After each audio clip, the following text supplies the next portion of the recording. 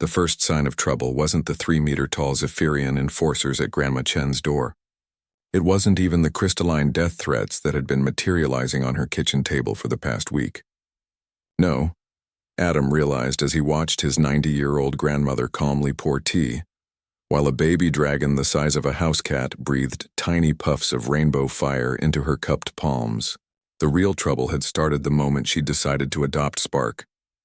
"They can't have him," Grandma Chen declared, her weathered fingers scratching behind the dragon's iridescent scales. "I don't care if they're the most feared crime syndicate in 3 galaxies." Adam exchanged a worried glance with Kinza, who was monitoring the quantum surveillance feeds on her tablet. As Earth's liaison to the Galactic Federation, she'd seen her share of interspecies conflicts, but nothing quite like this. "Mrs. Chen," Kinza said gently, "the Vorthan Collective claims Spark is their lost cargo. They're saying he's worth more than most planetary economies." "Cargo?" Grandma Chen's eyes flashed with the same fire that had once stared down neighborhood bullies when Adam was young. "This little one has a name, feelings, and a family now. They abandoned him in that crashed ship for 3 days before I found him." Adam knelt beside his grandmother's chair, watching Spark curl up in the folds of her cardigan. The dragon had been barely alive when she'd discovered him in the wreckage near the lake, dehydrated, scared, and calling out in distressed chirps that somehow she'd understood meant mama. "The problem," Adam said, "is that dragon trafficking is legal in Vorthan space. Technically, they have a claim." "Technically," Grandma Chen repeated with the kind of dangerous calm that Adam remembered from his childhood, "they can kiss my arthritic behind." Outside, the Zephyrian enforcers were setting up what looked like siege equipment. Their leader, a serpentine creature with too many eyes, had already delivered an ultimatum: surrender the dragon or face aggressive asset recovery. Kinza's tablet chimed. "More ships just dropped out of hyperspace. Looks like they brought friends, a full collective squadron." Adam felt his stomach drop. The Galactic Federation's laws were clear about non-interference in member disputes, and Earth was barely a probationary member. They were on their own. "There has to be something," he muttered, pacing. "Some legal precedent, some—" "Article 7 of the Sapient Rights Declaration," Kinza interrupted, her fingers flying across her tablet.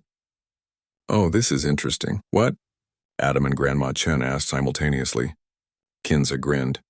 "Dragons are classified as fully sapient beings in Federation law. If Spark can demonstrate autonomous decision-making and emotional attachment—" She looked up. "Grandma Chen, you might have just legally adopted the galaxy's most expensive sentient being." Through the window, Adam could see the collective's enforcement ships beginning their descent. Time was running out. "How do we prove it?" he asked. Grandma Chen smiled and whispered something to Spark. The little dragon chirped, then flew to Adam's shoulder and began arranging his hair with tiny claws, purring. "He's grooming you," she explained. "Dragons only do that with family." Kinza was already transmitting a formal custody challenge to the Galactic Federation court system. "This'll buy us time, but we need more evidence." As if on cue, Spark hopped down and waddled to the kitchen. He returned moments later dragging Adam's old baseball, which he deposited at Grandma Chen's feet before sitting expectantly.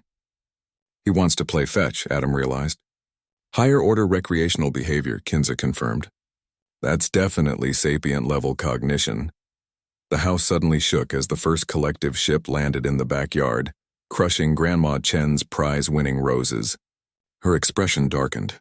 "Now they've done it," she muttered, standing up with Spark cradled in her arms.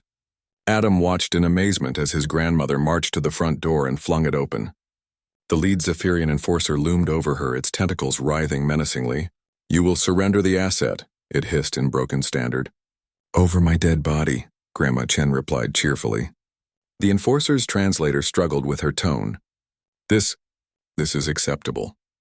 You will be eliminated if—" It never finished the sentence. Spark, apparently sensing his adoptive mother's distress, let out a sound that was part roar, part song, and part something that made the air itself tremble. Rainbow fire erupted from his tiny muzzle. Not the playful puffs from before, but a concentrated beam that sliced through the Zephyrian's weapon like butter. The enforcer stumbled backward as Spark continued his display, now hovering protectively in front of Grandma Chen, his scales blazing with bioluminescent patterns that Adam had never seen before. Defensive behavior and protection of chosen family unit, Kinza noted, recording everything. Textbook sapient bonding response. More importantly, Adam realized every other collective enforcer had taken several large steps backward. Apparently, baby dragons were considerably more dangerous than they looked. Kinza's tablet erupted in notifications. The Federation court is expediting our case. They want a live hearing in 20 minutes. Perfect timing, Grandma Chen said, still calmly holding Spark, who had settled back into her arms and was now making what could only be described as smug, purring sounds. Adam, put the kettle on.